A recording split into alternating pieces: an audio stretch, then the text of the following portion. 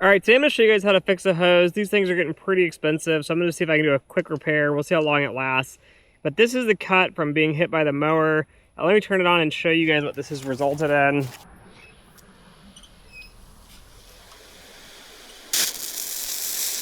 So that's a good size leak. So for today's video, we're gonna need a repair kit here, which you can get at any big box store, Amazon, online, doesn't really matter. We're gonna need something to cut the zip tie here. I'm gonna use some poly cutters to cut this hose. We'll cut out the damaged section, and a flathead screwdriver to tighten these down. I like to have a wider blade on the flathead so it really gets in there and doesn't slip out, and a fat handle on here so I can really grab on there to get this tight. So first off, let's just cut the hose piece out.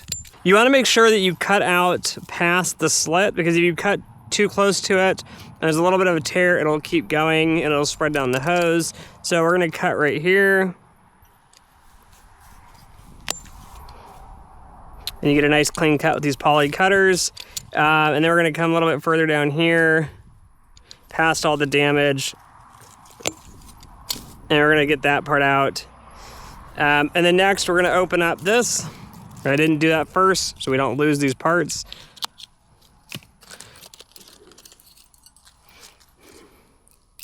And then you're gonna put these on first. So put that on first. And then you're gonna take this pipe attachment and slide it in.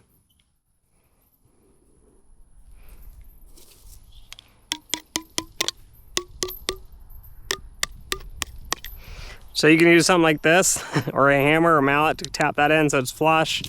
And then take the other end and make sure you put your pipe clamp on there, or your hose clamp on there. And then we're gonna slide this on this end. Again, press it together so it's nice and tight. And then remember, the barbing is only about to here, so we're gonna get this right in the middle. And take that flathead and tighten that down.